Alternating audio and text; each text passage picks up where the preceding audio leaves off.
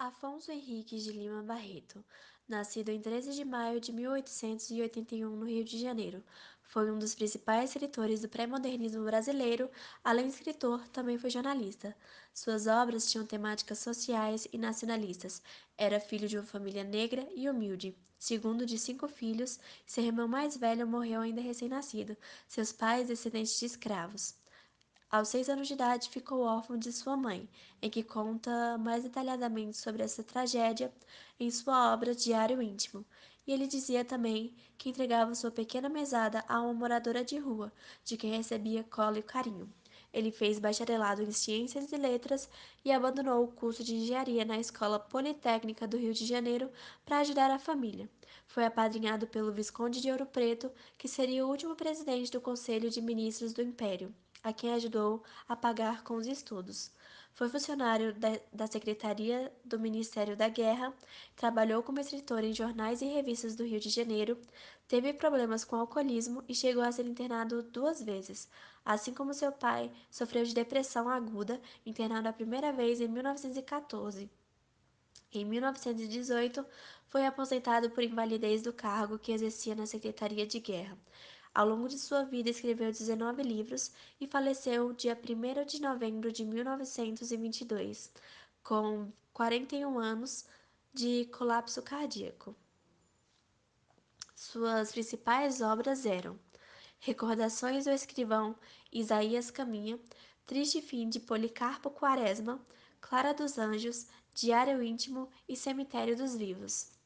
Suas obras tinham linguagem coloquial e fluida, com teor satírico e humorístico, pautadas na temática social, expressando muitas injustiças como o preconceito e o racismo.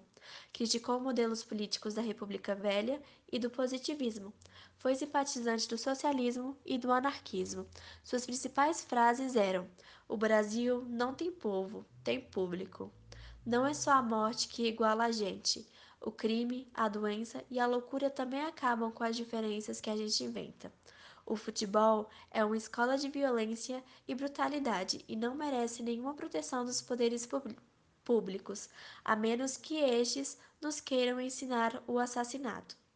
Por esse intricado labirinto de ruas e pipocas é que tive uma grande parte da população da cidade, a cuja existência o governo fecha os olhos, embora lhe cobre atrozes impostos empregados em obras inúteis e suntuárias noutros pontos do A Rio de obra Janeiro.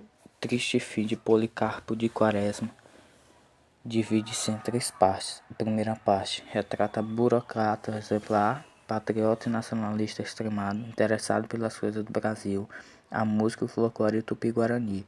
Esta parte está ligada à cultura brasileira, onde conhecemos a personagem e suas manias, sabe tudo sobre a geografia do nosso país. Sua casa é repleta de livros que refiram à nossa nação. O que come e bebe é tipicamente brasileiro, até o seu jardim só possui plantas nativas. Chega a estudar violão, instrumento de má fama na época, pois era associado a malandros, com Ricardo Coração dos Outros, já que descobre que a modinha, estilo tipicamente brasileiro, era tocado com esse instrumento. Segunda parte, mostra o Major Quaresma desiludido com as incompreensões, o que o faz se retirar para o campo onde se empenha na forma da agricultura brasileira e no combate às salvas. Nesta parte dedicada à agricultura brasileira, vemos Quaresma refugiar-se no sítio que compra, em Curuzu, e tem por intenção provar que o solo brasileiro é o mais fértil do mundo. Dedica-se, portanto, a estudar tudo o que se refere à agricultura. Mais uma vez, distancia-se em sua perfeição da realidade, torna-se defeituoso. A terceira parte acentua-se a sátira política, motivado pela revolta da Armada. Quaresma apoia Floriano Peixoto e aos poucos vai identificando os interesses pessoais que movem as pessoas, desnudando o tiranete grotesco em que se converteram o Marechal de Ferro. Quaresma larga seus projetos agrícolas a saber que estava ocorrendo a revolta da Armada, quando marinheiros se rebelaram contra o presidente Floriano Peixoto. Na filosofia do protagonista, sua proteção seria grande quando a autoridade fosse respeitada. Essa defesa desse ideal volta para a capital para alistar-se nas tropas da defesa do A regime. obra Triste Fim de Policarpo Quaresma tem um narrador imparcial, o qual deixa o leitor escolher seu próprio lado dentro da história. Com isso, o leitor se sente dentro da história como um dos vizinhos de Policarpo Quaresma, pois assim tem uma visão mais simples e próxima do personagem. O texto também tem muitas referências a Dom Quixote e também é muito parecido nos seus principais aspectos. Assim, fica cada vez mais clara a inspiração de Lima Barreto.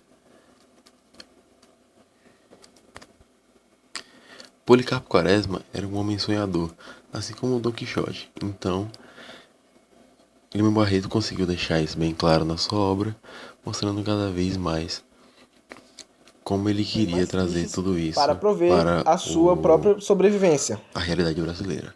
Reflexão e crítica da obra de Lima Barreto, Triste Fim de Policarpo Quaresma.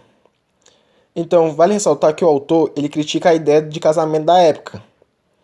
Ele se pergunta, será que o casamento necessariamente está ligado ao amor recíproco entre duas pessoas? Não naquele período. O casamento não era visto como uma relação de sentimentos, mas sim como uma espécie de dever, de obrigação, para que a mulher não fique solteira. Ou seja, a mesma, ao formar uma família, não era mais vista como uma pessoa vergonhosa. Mas, se caso ocorra de um indivíduo acabar se desviando de determinados costumes que a sociedade impõe, ele será visto como louco, ímpio e sem juízo. Assim como o próprio Quaresma, que era visto como uma pessoa desonrosa quando começa a ter aulas de violão com Ricardo. Tanto que o respeito que ele possuía aos arredores da sua casa foi diminuindo aos poucos. Percebe-se a diferença exposta por Lima Barreto entre as famílias nobres, elegantes, e as pobres, com pouca condição financeira da época. Essas últimas viviam muitas vezes em apenas um dos aposentos de casas, que mal cabiam uma família pequena. Esses cômodos das casas eram alugados à população miserável, e os integrantes dessas famílias muitas vezes tinham que se sujeitar às profissões mais tristes para prover a sua própria desapreço às pessoas que muitas vezes possuem uma condição baixa na sociedade. Entretanto, se utilizam dessa posição para atender seus interesses próprios. Isso pode vir e servir como instrumento de controle, para que a população venha a ter medo do que esses superiores possam fazer, caso essa mesma população não obedeça aos comandos de alguma autoridade. No livro, isso pode ser visto na relação entre Campos, que acaba se utilizando da sua posição de presidente da Câmara para intimar Policarpo Quaresma a capinar e limpar as terras na extensão de 1.200 metros, depois que Quaresma se rejeitou a ajudar o partido do presidente a ganhar as eleições. Além de essas e outras críticas, a sociedade e as injustiças sociais presentes no contexto e explanadas por Lima Barreto, também podemos perceber que a obra possui uma pequena linguagem poética, não apenas pelos versos contidos, mas pela escrita do autor em algumas partes do livro, com a intenção de fazer o leitor conhecer os poemas que tanto possuem versos, sentimentos e eloquência. Por fim, é preciso concluir que a obra Triste Fim de Policarpo Quaresma é um expoente da literatura clássica brasileira, contendo elementos do pré-modernismo, como, por exemplo, a reflexão do sentimento de nacionalismo exagerado e a autoconsciência analítica dos problemas do país e das injustiças sociais. Portanto, sua leitura é recomendável para aqueles que têm interesse de adquirir e conhecer novas concepções sobre a realidade social de uma determinada época. Todavia, não é impossível perceber a similaridade com a atualidade.